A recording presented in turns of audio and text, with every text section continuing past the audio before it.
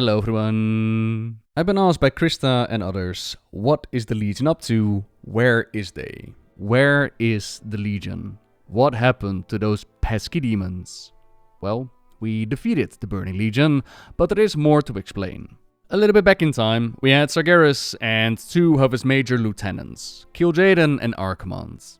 Archimonde we took on at the end of Orders of Draenor, where they clarified that demons could only truly be killed within the Twisting Nether, in places where that volatile maelstrom bleeds into the mortal worlds, or in areas inundated with the Burning Legion's energies. As luck would have it, Mythic Archimonde pulled us into the Twisting Nether, just the place where we could land an actual death blow, but I hear you say that he didn't actually die there.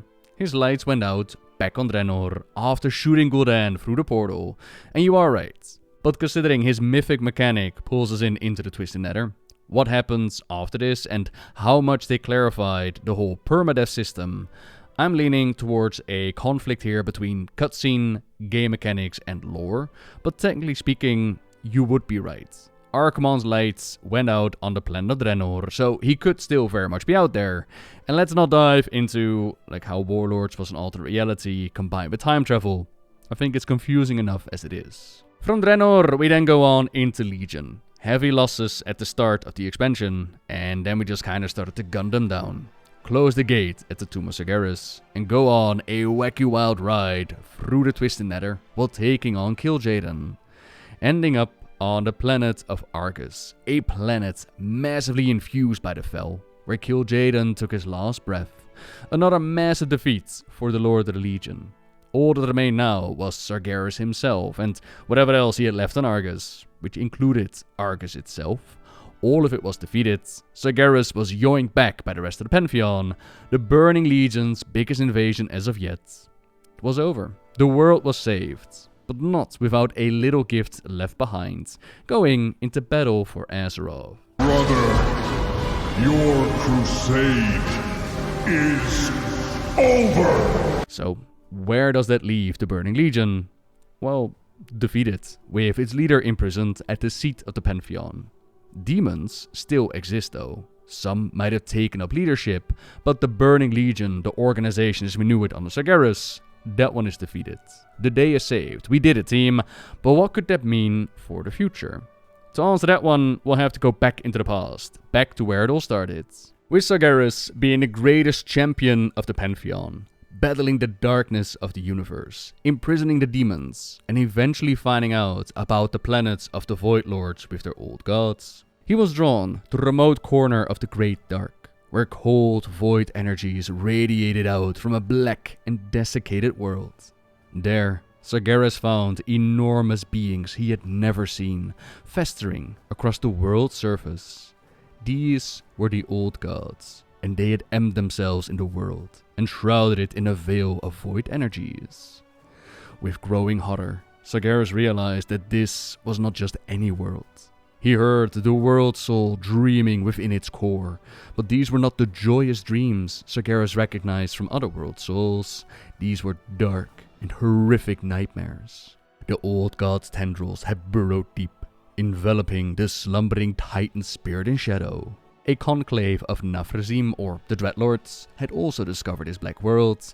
An interesting side note to mention here is that the Nafrazim were believed to be demons from the Twisted Nether, but with the Shadowlands, they revealed that their origin actually lies with Sire Denephrius and the whole scheme of infiltrating different cosmic domains and messing things up. Those same Nafrazim came to dwell here amongst the old gods, basking in their dark power. Sensing their evil, Sargeras captured and ruthlessly interrogated the Nafrazim. The broken demons revealed what they had learned about the old gods and the intentions of the Void Lords. If the powers of the Void succeeded in corrupting a nascent titan, it would awaken as an unspeakably dark creature. No power in creation, not even the Pantheon, could stand against it. In time, the warped titan would consume all matter and energy in the universe, bringing every mode of existence under the Void Lord's will. Sargeras, the undefeated champion of the Titans, knew fear for the first time. It dawned on him that just as the Pantheon had been searching for world souls, so too had the Void Lords. Sargeras had never dreamed that void energies could so utterly consume a slumbering titan, yet the proof was right before his eyes. Rage and anguish burned through Sargeras' soul. He smote the Nafrazim with a single blow, his fury so great that he utterly obliterated the demon's forms. Sargeras turned his attention to the black world itself. His heart ached with sorrow, for he knew there was only one way to stop the dark titan from rising. With a heave of his blade, Sargeras split the world in two. The resultant explosion consumed the old gods and their energies, but it killed the nascent titan as well. He then reported his findings to the other titans of the Pantheon, but they were horrified by his actions. Had not seen what he had seen. These world souls were so incredibly precious. Surely there must be another way. Sargeras expressed his growing fear that existence itself was already flawed, an idea that he had come to terms with following his encounter with the old gods. Only by burning away all of creation could the Titans stand a chance of thwarting the Void Lord's ultimate goal. In Sargeras' mind, even a lifeless universe was better than one dominated by the Void.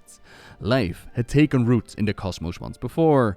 Perhaps after the physical universe was scoured of corruption, life would take root once again. That's, as we know it right now, lore's flexible, it has and might change, but for now, that is the root that we know of Sargeras' motivation for forming the Burning Legion. The rest of the Pantheon did not side with him, so he released the demons that he had imprisoned, got blasted with a whole bunch of fel, and went on to form his Burning Legion, went on to go on his Burning Crusade. That's why they showed up on Azeroth so many times, because there is a world soul in the planet that was being infected by the old gods. And while the Pantheon brought order to the world, gave it a chance at life, Sargeras wanted to purge, wanted to destroy, but like I said, she was infected by the old gods. Today, at long last, she's free from the grasp of the old gods. Her song rings clear and strong throughout this chamber. The Black Empire has fallen. The old gods are dead. And their ancient blood runs deep within the cracks of the world. We, the heroes of Azeroth, destroyed them. Time will tell what their millennia-long corruption did to that soul inside. But at least the old gods have been cleansed, with now their blood remaining. But it's not like the void is entirely gone, or that they couldn't come back. Just look at what Xal'atath is doing right now. But for the moment, we've been able to do what not even the Titans themselves managed to do. And, according to some sources, Azeroth is the last Titan. Oh, I see them. A million worlds, glittering in their perfection. But one above all others. Oh. Oh, we have fallen. We must rebuild the final Titan. Do not forget. By word of the great Khaz'goroth, the Titan's research has revealed that Azeroth's world soul is indeed the Prime. Our purpose may yet be fulfilled. Anyone's guess how they would know that she is the last one, considering how big the Great Dark Beyond is, Warcraft space, And you can't imagine that somewhere out there's already a corrupted Titan that have woken up by now. But hey, I'm not gonna go against Amantul or the demons. Now Azeroth being the last one means that Sargeras' fear, his whole reason for starting the Burning Legion to begin with, would now be gone. So, could there be some way, somehow, that the Pantheon gets to him, cleanses him of his foul corruption, makes him realize that his path, his way of trying to do things, that was not their only option? Could we see the Titans return? Illidan sitting on Sargeras' shoulder, totally buddies now, Azeroth waking up, yoinking that sword out of her back and yelling out, "What sword?" Bring into play how obsessed Sargeras was with her, writing in his little journal how much he loved her, which then embarrassingly enough ended up in artifact scrolls of lore. Witness how Azeroth, already rumored to be more powerful than Sargeras himself. Like, in my mind, I imagine this for the end of Battle for Azeroth. Imagine Azeroth waking up, half beautiful, perfect, and titanic, and half void, corrupted, and melting. And now she actually yoinks that sword out of her back, and the Titans, the Pantheon has to fight her. Sargeras versus Azeroth will have to, try to get some sense into her, try to defeat and get the planet back on her side. But only time is gonna tell if we could see Azeroth wake up, and when she does, what could that mean for the planet that used to house her? But your question was more about the Burning Legion. So with Sargeras' imprisonment and the major lieutenants gone, demons could have simply gone back to what demons were doing before Sargeras unified them. Held in the thrall of unbridled hate and malice, they hungered for nothing less than the destruction of all life in the universe. Corrupt mortal civilizations, take over planets, do all kinds of dastardly deeds and revel in it. Chaos and fell, blood and glory. Demons come in many forms, just doing demonic stuff. But at the same time, it's also not hard to imagine someone would rise up and fill in that position of power left behind by the Mad Titan. Crawl to me on your knees. Surrender, and I will grant you a merciful end. The Nephrius was defeated in the first raid of the Shadowlands, but his essence was taken by his blade Remornia, which we tried to keep locked away, but the devious Nafrazim hiding themselves in books. It led to them being able to take him away, and he's been out of action ever since. So the sky's the limit with imagining what the Nephri has been up to. In Shadowlands, he, like so many others, was in league with the Jailer, trying to make the cosmic realm of death #1 in the grand cosmic tug of war, in which each of these cosmic powers want to take over from one another. This must never be though, balance is important. So, would he still want to go for a similar plan?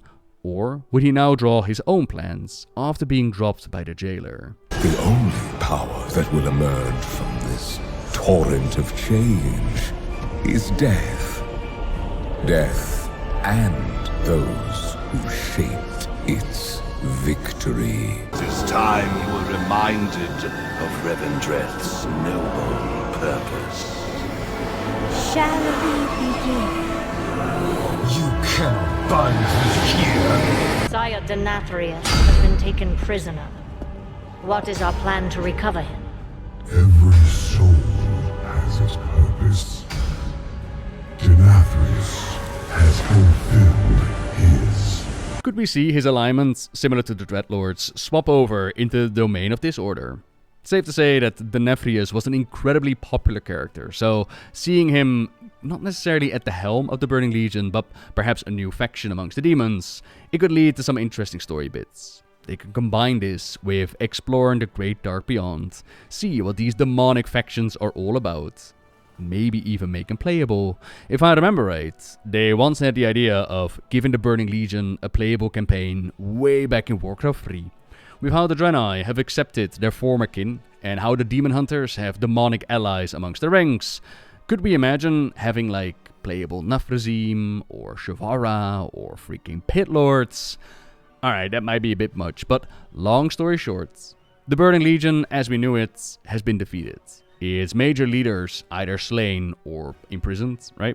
And their reason of forming in the first place seemingly gone. That does not mean that there are no longer demons out there, nor other players that could rise up and take control, or even see the Legion reformed as it was in the past. But for now they're defeated. And then, as a last snippet, just to bring it home how much the demons and the Legion's influence are not gone, we have the Christie Golden book that is coming up called Blood Ties. And this book is about Illyria, Trellian, and their son Arator. Now, on the other side of recent events in Khazolgar, Arator embarks on a new journey, investigating rumors of a strange glow emanating from the ruins of a long-abandoned Legion base. Trellian and Illyria volunteer to assist, eager to eliminate their ancient enemy before it can threaten their world anew. As the family delves further into the mystery, Arator works to reconcile his parents' heroic legacy with the flawed people he has come to know. He sees both of his parents in himself, his father's high standards, his mother's intellect, their unwavering commitment to the defense of Azeroth. but Arator exists at the conflux of their greatest strengths and weaknesses.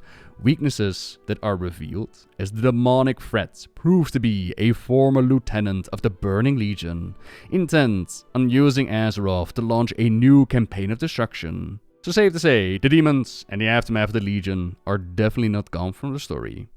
But for now, thank you very much for watching everyone, and until next time, see ya!